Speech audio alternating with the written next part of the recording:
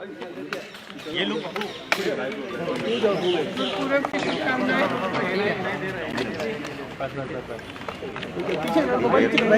देखिए, आज सुबह प्रधानमंत्री नरेंद्र मोदी जी ने भाषण दिया। उसको देखते हुए, जब वो बात कर रहे थे तो उन्हें देखते हुए मेरे मन में ये बात आई। इसी वजह से मेरा ध्यान शहीद रंजीत सिंह के परिवार की ओर गया, जो बहराइच के गांव में रहते हैं। मैं उनसे मिली थी। उनकी पत्नी पर मेरा ध्यान गया। एक मिनट वह जब मैं उनसे मिलने गई, उन्होंने मुझे कहा उनकी एक 19 साल की बेटी है, 13 साल का बच्चा है। तो हमारी बातचीत हुई परिवार वालों से। उन्होंने कुछ ज़्यादा कहा नहीं, चुपचाप बैठी थी। अंत में जब हम जाने वाले थे तो मेरे पास आई। उन्होंने कहा कि मुझे बहुत डर लग रहा है, मैं अपने पति के बिना इन दोनों बच्चों को कैसे संभालूंगी। अपनी बेटी के लिए डर है, हम यहाँ अकेले रह रहे हैं, डर है। किसी वजह से मेरा ध्यान उन पर गया, क्योंकि मैंने सोचा कि वो क्या सोच रहे होंगे कि जिस सरकार के मंत्री के बेटे ने उनके पति को कुचला, जो प्रधानमंत्री उसी दिन, शायद उसके अगले दिन लखनऊ आए, या शायद उसके 1-2 दिन पहले लखनऊ में थे। लखनऊ से उनका घर 15 मिनट में पहुंच सकते थे हेलीकॉप्टर से। तो क्या सोच रहे होंगे कि ये प्रधानमंत्री हमारे यहाँ नहीं आए, कुछ बोला नहीं। उन्होंने पूरी तरह से हथियारों का संरक्षण किया। आज भी उनके साथ मंच पर वो मंत्री खड़े हैं, वो आज माफ़ी मांग रहे हैं जब 600-700 किसान शहीद हो चुके हैं। क्यों मांग रहे हैं? क्या ये देश समझ नहीं रहा है कि चुनाव आ रहे हैं? उनको लग रहा होगा परिस्थितियाँ ठीक नहीं हैं। विधानसभा के चुनाव जो हैं, उनका सर्वे आया है, उसमें उनको दिख रहा है कि परिस्थितियाँ ठीक नहीं हैं।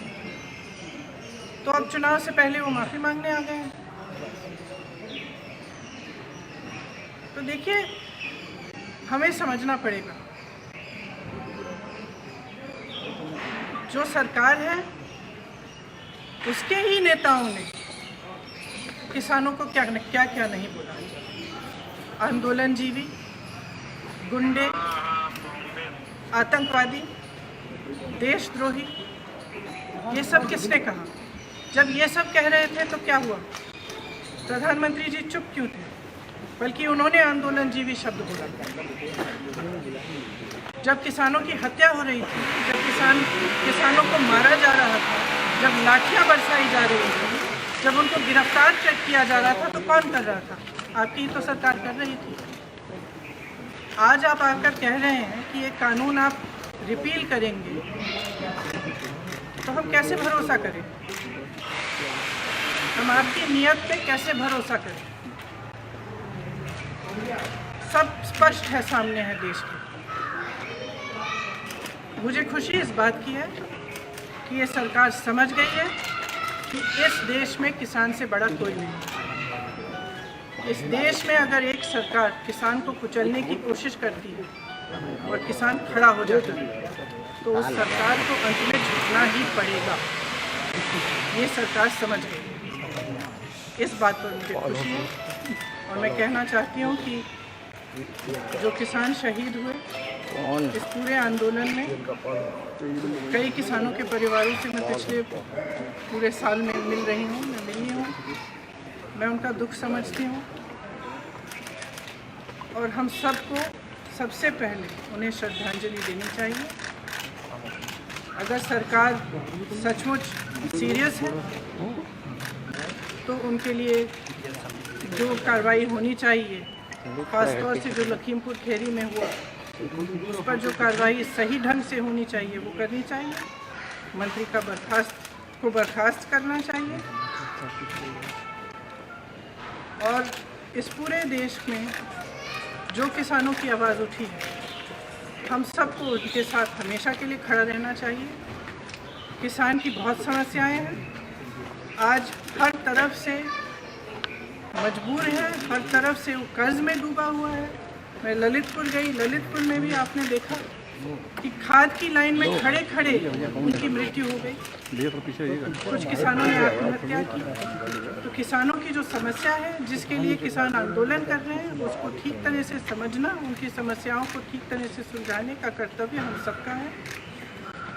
मैं ये भी कहना चाहती हूँ कि मुझे खुशी है कि जितने भी विपक्ष के दल हैं, सब ने पूरी तरह से समर्थन किया इस आंदोलन का, और किसान डटे रहे। हमारे भाई बहन जो दिल्ली के बॉर्डर पे भी थे और तमाम प्रदेशों में, सब डटे रहे। और आज हम उन सबको धन्यवाद देना चाहते हैं। जैसे मैंने कहा, जो शहीद हुए हैं उनको श्रद्धांजलि। प्रियंका जी तमाम छोटी छोटी चीज़ों के लिए अध्यादेश लाते हैं, तो इसके लिए क्यों नहीं? क्या इसके लिए भी कोई योजना है कि जब चुनाव पास आएगा तब हम धूमधाम से इसको करेंगे? अभी क्यों नहीं करते? किसान नेताओं ने कहा है कि वो अपना बिल अभी आंदोलन जारी रखेंगे और वो वापस नहीं जाएंगे, तो इसमें क्या कांग्रेस उसका समर्थन करती है? आपको लगता है कि आप किस स्टैंड, आपका स्टैंड क्या है? उनका स्टैंड बिल्कुल सही है, क्योंकि जब इस सरकार की नीयत पर भरोसा नहीं किया जा सकता, इनका रुख रोज बदलता है, तो ये बिल्कुल सही है कि पहले कानून रिपील करें ठीक ढंग से, फिर देखा जाए। Priyanka ji, one question. Given that the laws have been repealed the other day, They have not been repealed yet. They have not been yes, that they are going to be Yes. repealed. Would the opposition in UP have to recalibrate their strategy anyway for the western part of the state? Do you feel that वो आगे ले हमारे political I feel that the people of India are extremely wise, and I feel that the people of India are extremely wise. Frankly, there is no one wiser than the farmer.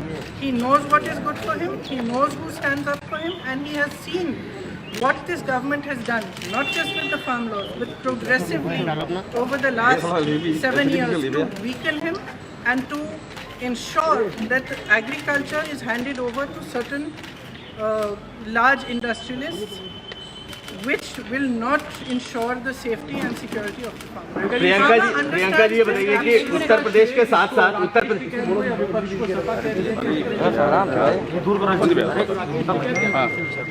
देखिए, ये आंदोलन किसानों का था, किसानों का है।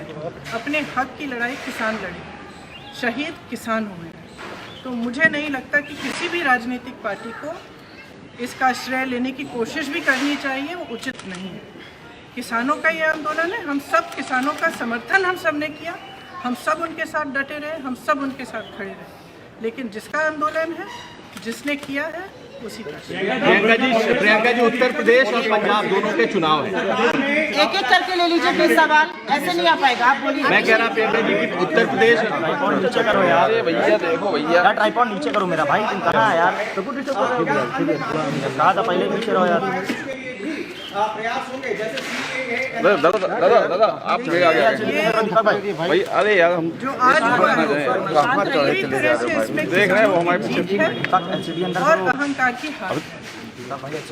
तो सरकार समझ रही है कि जब देशवासी, जब किसान खड़ा हो जाता है, जब डटा रहता है, तो उसी को झुकना पड़ता है। और ये मेरी तो आशा है कि आगे भी जो गलत कार्य ये सरकार करती है, जो गलत कानून लाती है, उनका विरोध होना चाहिए और सबको एकजुट होकर खड़ा होना चाहिए और सरकार को झुकना ही पड़ेगा। मेरे भाई ने शायद पिछले साल ही कहा था, एक बयान दिया था, अंत में सरकार को झुकना ही पड़ेगा, क्योंकि किसान की जो शक्ति है इस देश में सबसे बड़ी शक्ति है। अन्नदाता है इस देश। प्रियंका जी ये देश किसानों ने बनाया। दादा थोड़ा सा, उत्तर प्रदेश और पंजाब दोनों जगह चुनाव है, प्लीज।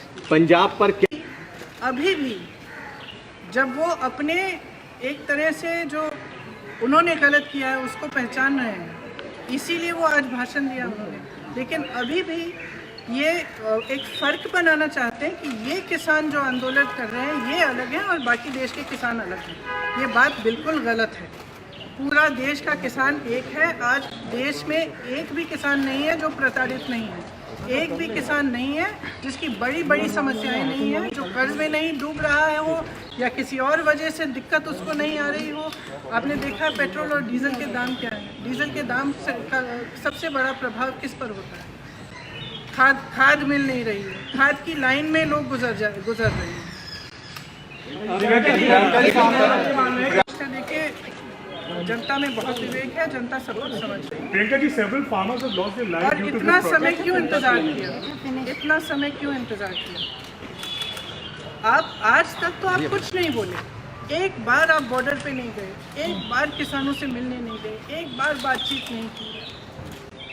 जहाँ हत्याएं हो रही है वहाँ भी नहीं गया, इतना पास आकर नहीं गए। तो आज अचानक क्या हो गया? स्पष्ट है चुनाव आ रहा है। प्रधानमंत्री जी ने माफी तो मांगा, लेकिन एक बार भी जो लोग 500-700 किसान शहीद हुए 1.5 साल के पूरे आंदोलन में, उनके लिए वो श्रद्धांजलि नहीं दी है, उनकी बात नहीं आई है, उनके फैमिलीज की बात नहीं आई। क्या वही मैं कह रही हूँ कि सबसे पहले तो उन्हें श्रद्धांजलि दीजिए ना, जो शहीद हुए हैं उनके परिवारों पर आज भी क्या बीत रही है। उन्होंने अपने पूरे भाषण में एक बात कही। उन्होंने सबसे पहले स्वागत करने वालों में हैं, एक तरीके से वो बीजेपी के साथ जा रहे हैं। इससे आपको कुछ समझना चाहिए। आप देखिए, पंजाब की जनता में बहुत विवेक है। पंजाब को किसानों ने बनाया है, किसान सब कुछ समझता है, मुझे समझाने की कोई ज़रूरत नहीं है। वो सब समझते हैं कि क्या हो रहा है, सब देख रहे हैं, पूरा देश देख रहा है कि किस तरह से राजनीति हो रही है। प्रियंका जी, क्या आने वाले जो चुनाव हैं उसको देखते हुए फैसला लिया गया है? आने वाले जो राज्यों में चुनाव है, उत्तर प्रदेश में, क्या इसी वजह से सवाल का जवाब दे दिया गया है। मैं कह सकती हूँ ये बहुत ही स्पष्ट है कि जो चुनाव की परिस्थितियां हैं उनको देखते हुए आज ये निर्णय लिया गया।